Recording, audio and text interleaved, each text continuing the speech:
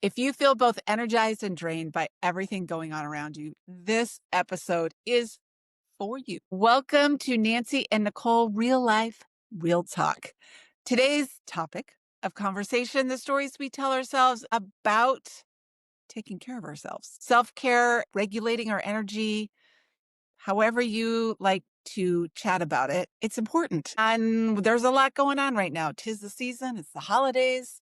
There's a lot more peopling time for a lot of us than usual. And at least for me, I don't know if it's introverted, extroverted, introvert, either way. But I know I love people. I love interacting with them. I genuinely enjoy it to my core, and it drains my battery, which means I need recoup time. It's not about whether or not I like people or anything. I do love people, but I absolutely need recoup time after that. And that's part of what we're going to talk about today. How about you, Nancy?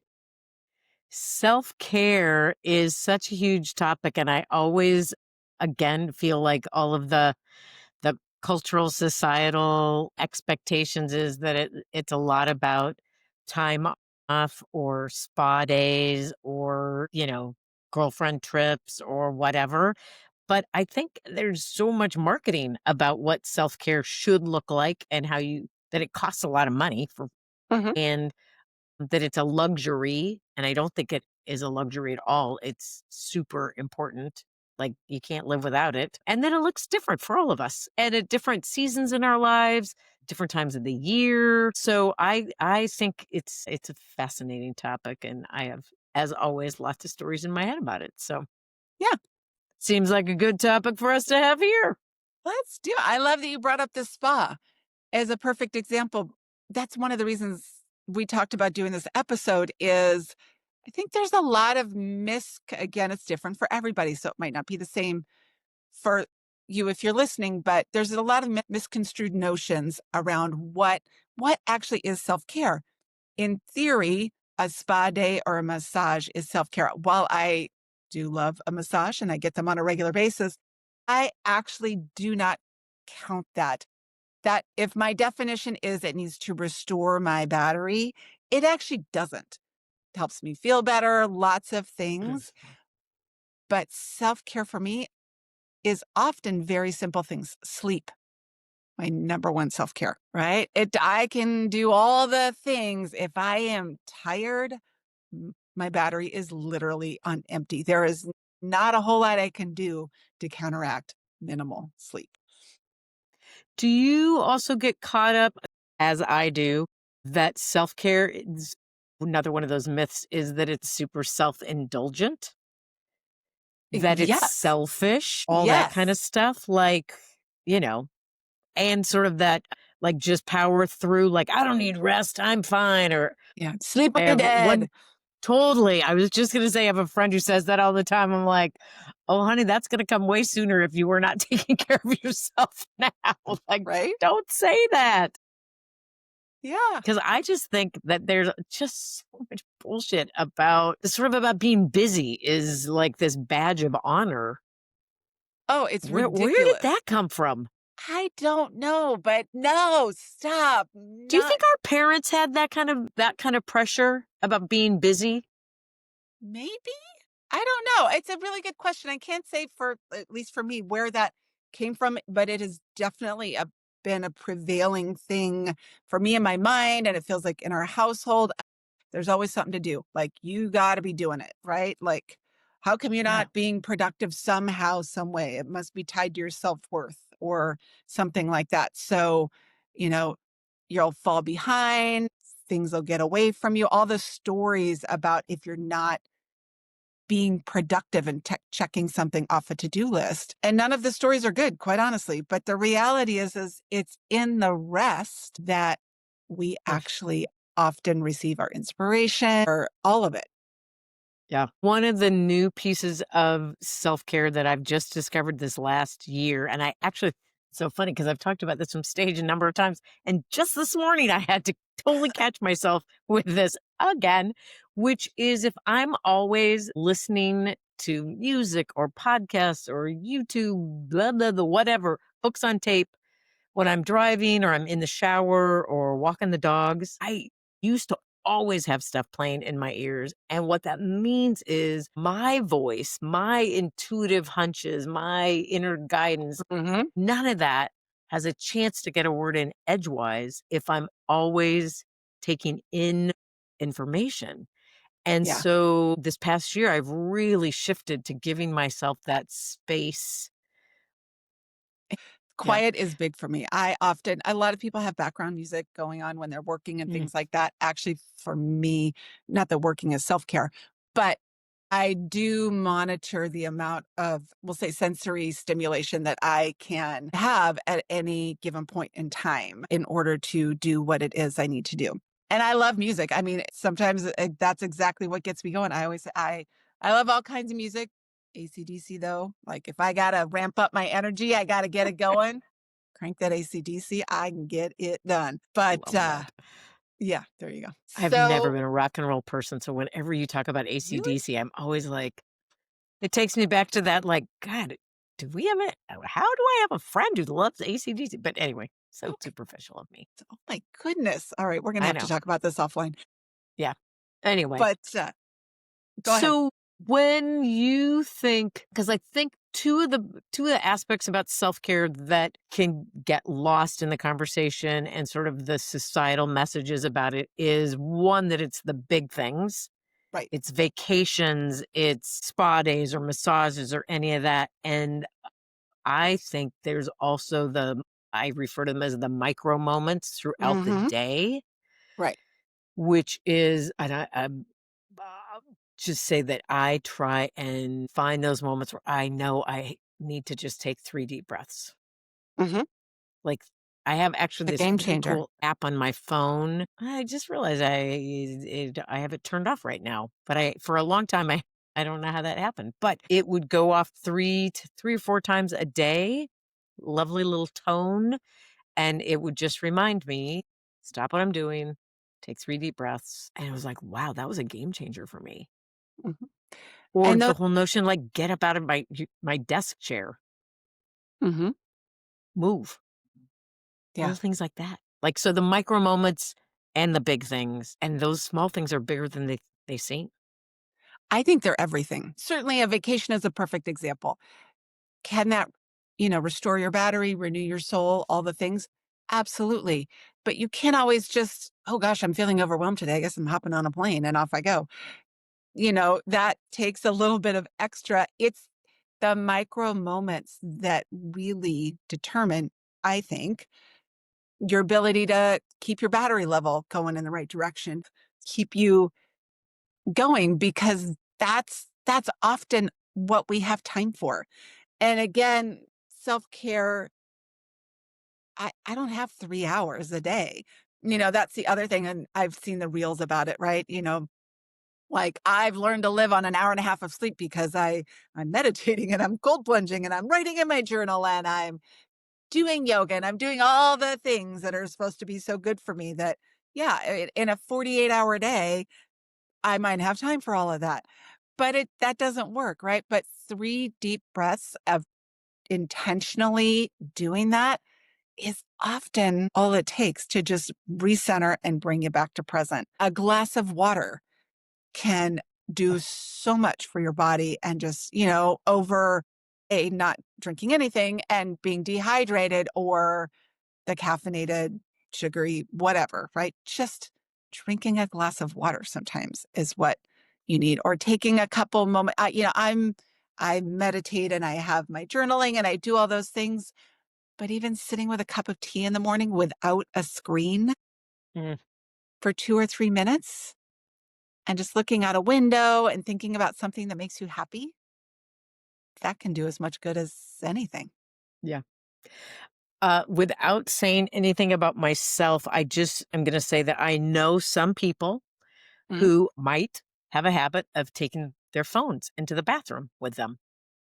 I think a lot of people do. And I'm just gonna say, if you can't go do your business without your phone in your hand, it's something to ask yourself, like a few moments Yes. of peace. And I say that as somebody who maybe could learn to practice what I preach. But Well, there you go. so moving beyond that, One of the things that I find interesting, Nicole, is nobody talked about self-care when I was a kid growing up. No. Like, and I think it's curious that we live in a world that requires us to be intentional about it because and I think it has a lot to do with screens and social media and a lot of different things that just mess us up. I mean, I Yeah, don't want and to go they weren't spend too around much when we there. were kids. And they weren't there. I don't th Yeah. We didn't spend nearly as much time watching TV, when I was a kid as you Right. do most people do now. But there's all that science about our regulation. God, what am I trying to say? Like, our body, physiologically, what we need to have a healthy equilibrium. Mhm. Not really how I was trying to say that, but some of it, as you said, dehydration. So, like, all you have to do is look at a wilted plant and go, "You know what? Not getting enough water ain't good." Sleep. I used to pride myself on I could survive. I didn't do it all the time, but, like, I up until not all that long ago, like, I can totally pull a almost all-nighter. I could be up till 2 or 3 jamming on a project or maybe 1 o'clock trying to crank out the first series for our podcast launch. But, like, there's no that's just stupid planning, Nance. That is not like some badge of honor of like, "Yeah, I'm tough, I can do that." Mhm. Or again, it falls into that busyness when you're too busy to stop for Mhm. lunch. Like, Right. that's not Yeah. cool. That's just stupid. And our bodies are such indicators, like whether it's that we're exhausted or our brains are fuzzy. It's not usually that you need that second cup of coffee, it's that you need to move your body or go Mhm. outside or breathe or, like, there's other things that will help you feel like you are filling your cup more than you're emptying it. For me, create having some creative expression is also another Mhm. piece of self-care, and I love that. sometimes that looks like work Mhm. because, like, I love photography, I do a lot of it, I love editing photos, but sometimes it means I'm sitting on my phone editing pictures, Mhm. standing in the grocery line. I'm not usually scrolling stuff. I will pick up some old image on my phone and go, "Huh, what can we do differently with this? Like, let's totally change the lighting or change the feel of it or whatever." Like, that's creative expression for me, but it also looks like something else to other people. So, I guess my question is, how do you cope with the comparative world we live in around self-care? Like, do you either internalize some of that, like other people are like you should be doing it a certain way? Or do you feel at this point in your life like you have a pretty good idea of what restores you? Yes. For me specifically, yes. So yes and yes, meaning in the past, because I was the same, right? I mean, I don't know if the word self-care actually existed when we were young, right? I think it feels like a new word Relatively. relative Yeah. to when we were younger. So I did not grow up with that as a vernacular or a thing when Yeah. nobody talked about that.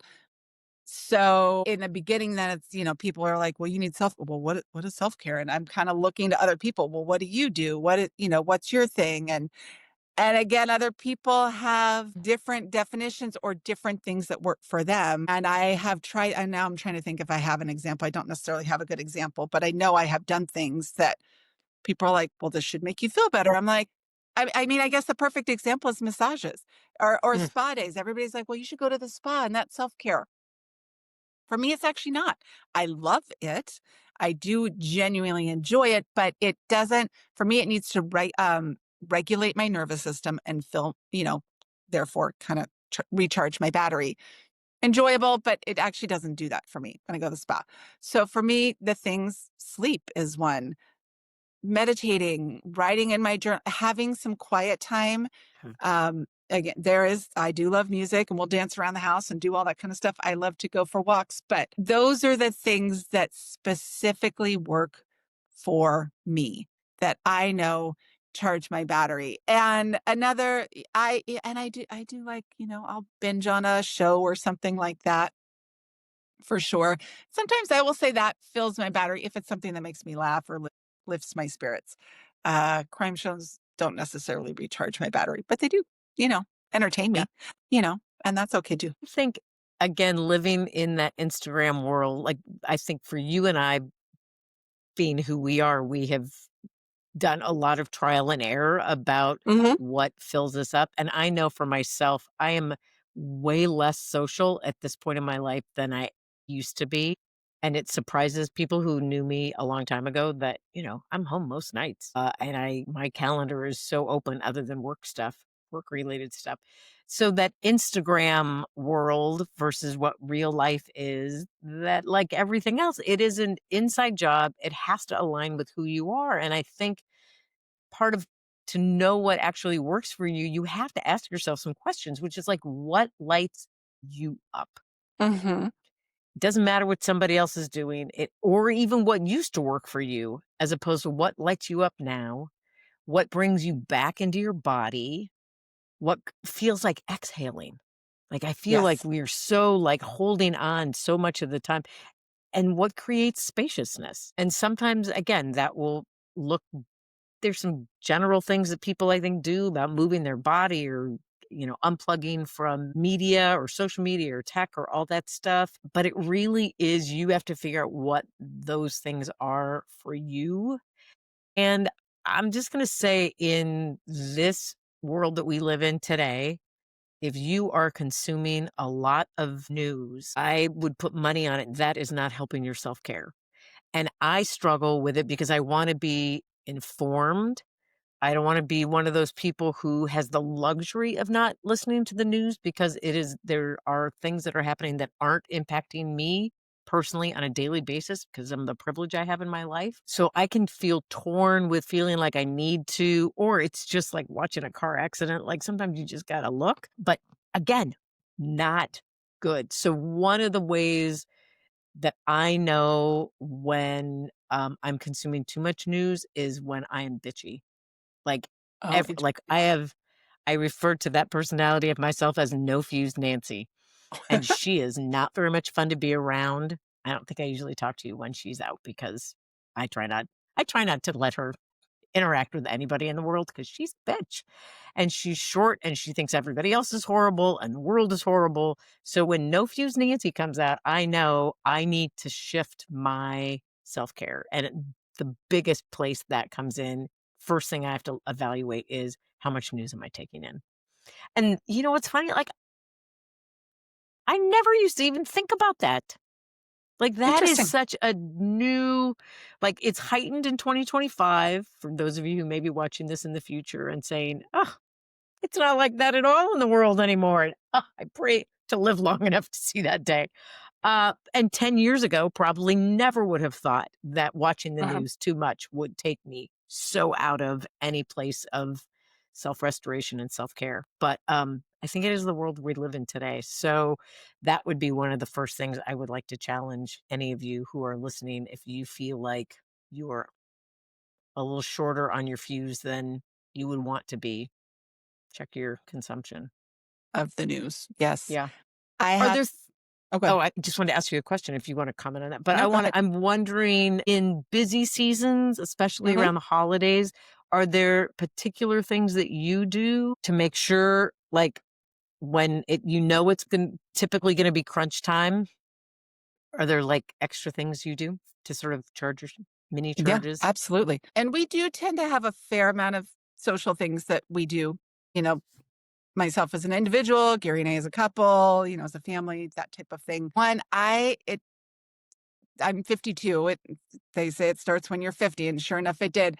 I have I've gotten more comfortable saying no to social Mm, obligations just because I don't want to go. Yeah, sometimes nice. you get those and you're like, either the event itself, you're like, that's really not my thing, or maybe the people that will be there. You're thinking, talk about energy drainers. It's not where I want to spend my time. And it's funny to watch my progression because first I would say no and then feel like I had to have an excuse or a reason. No, I can't because now I just, no. Are you available? No is a full sentence, Yeah. people. You know what? I'm not. Thanks for the invite. So that's its own thing. I love it. But especially during the holidays when there's just more going on than normal.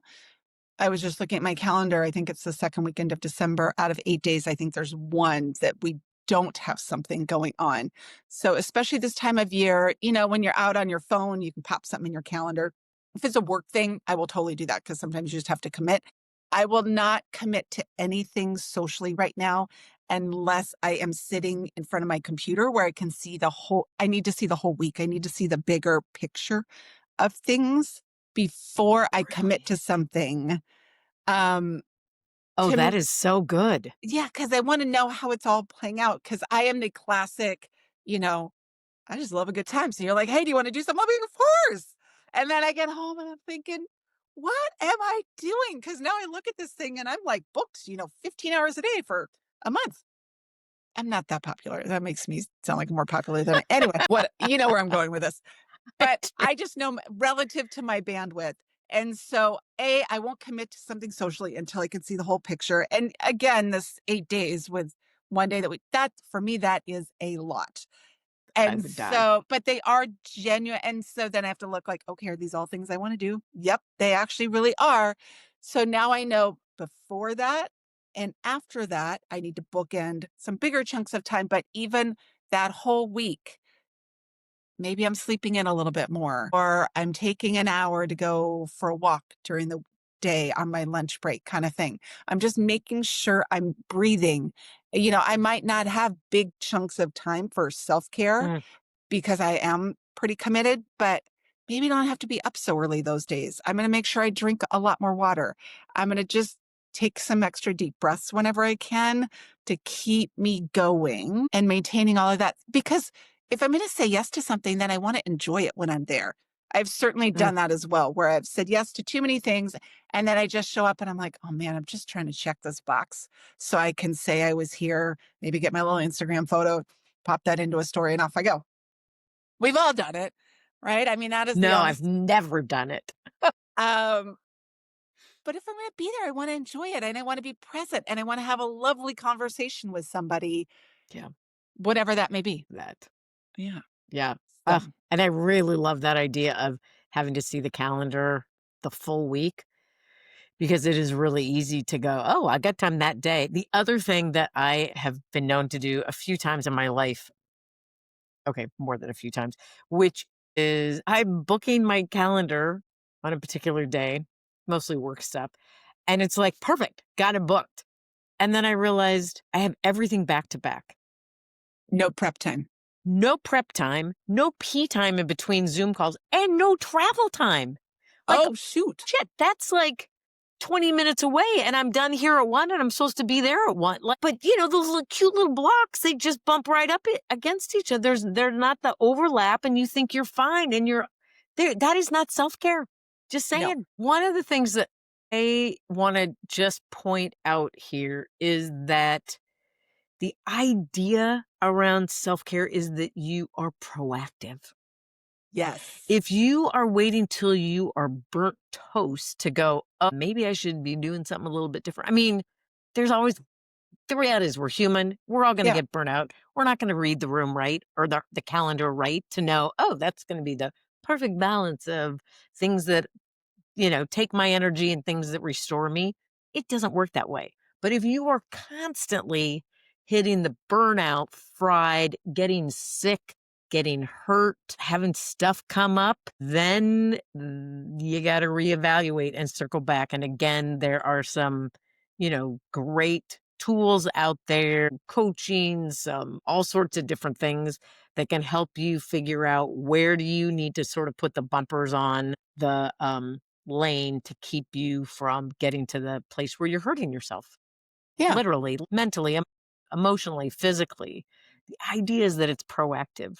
And not to sound like a broken record, but it's really hard to know how to be proactive in your self care if you don't know yourself well enough to know today, at this point in my life, this season, this age, what does restore me? What matters? What are my values?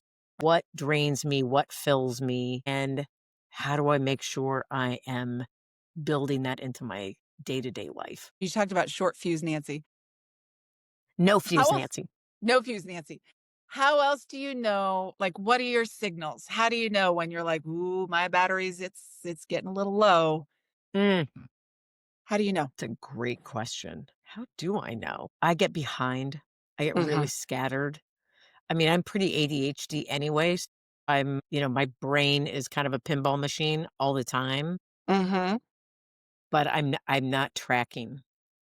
Yeah. Like I drop stuff, I forget something or a lot of things, more things than usual anyway. My body hurts more. It probably the thing that I pay the most attention to, let me say that in a slightly more true way. When I'm not paying attention to self-care, Mhm. it usually goes to the extreme of my body is screaming at me in some way, Mhm. shape, or form. In a good period of time, it only has to be a little bit out of whack, and Mhm. I will notice it. Um, I know I've talked about my knee kind of gives me a bad time, and it's connected to my Right. hip, so my hips kind of gives me a bad time, and it's connected to my lower back. So and I'm older, and I don't take great care of myself sometimes. It is not lost on me that we're having this conversation about self-care today because, like, oh, just because you can talk about it doesn't mean you have it all figured out and you're like, just No. have this picture perfect existence of self-care. But I can oftentimes, what do they call it around ADHD? Hyper focus. Mm. I'm either like pinball all over the place or I'm in something and I'm like deep into it. And especially if I come to the office to work and I sit down at 9 or 10 in the morning. Next thing I know, it's like 8 o'clock at night. And I've Mhm. maybe gotten up twice. Mm. And then when I do get up, everything aches and those first couple steps are very off. So my body is usually the first thing to go, hey, dumb shit, get up, move, go get Take air, get a water, pee, do something. Mhm. Yeah. But again, it's usually screaming at me. I like to get it with the little nudges of like, Mhm. I like to wake up rested. Yeah. Totally. Yeah. I'm gonna say, aside from being tired, I get really snippy and short with people. The things that wouldn't normally bother me, all Yeah. of a sudden, I just rah about a lot of things. And then, so there's that. I'm the same. I have a hard time focusing when I am worn down. It's like I know if I sit down and it's like every email is just so difficult to write or any task is difficult to complete, then my battery is low. And then the third thing that I find interesting when I am burnt out or just depleted, I get really anxious Oh, interesting. and I get really like self-doubty and Mm, anxious, and there's like a fear, and I'm not normally an anxious person. yeah. So when I am just kind of like, blah, yeah, I don't know how else to describe it, but anxious, afraid, second guessing, that is often Mm, because I am tired and my battery is depleted because that is not my normal state. And that's a big indicator for me. interesting. Ooh, I'll Yeah. have to pay attention for myself. I need more alone time than I used to. Yeah. Me too. Like really surprises me. Because Interesting. I used to always assume that it was that social connection that Hmm. fueled me, and so I could do a lot more. I could have a lot more being out in the Hmm. world and being social and all that stuff, and that does not fuel me in the same way. Interesting. So, yeah, so that pendulum has definitely shifted. I think sort of in as we're sort of wrapping up this conversation, it's so interesting that I think it's easy to feel like I don't have time to rest because we Right. think being productive Hmm. is being in the doing as Hmm. opposed to the being. Like you have to rest. You do. Like and we got to do it throughout the day every day throughout the life, throughout our seasons. So I hope that if people take anything from our conversation today, that your worth is not tied to your output and that Thank you. you deserve rest, not because you've earned it, which is a whole other thing we could talk Hmm. about like worthiness, but just because you're human. And we all deserve to be able to take care of ourselves because we really aren't serving anybody when we are burning ourselves out. A buddy of mine used to use the phrase at times she'd be burning both ends of the candle with a blowtorch. And I know Hmm. what that feels like. We've done it. I've done it. I think my biggest thing that I want people to take away from this episode, and something that has been a big lesson for me in the last couple of years, is Just the whole idea that self-care is something to do on a regular basis and to do it to keep yourself going. I used to feel like I had to run myself into the ground or whatever the phrase is, just get to that point of depletion before I could do anything even remotely restorative for myself to feel like I was justified in taking that time and to realize that it's in taking the time throughout the day.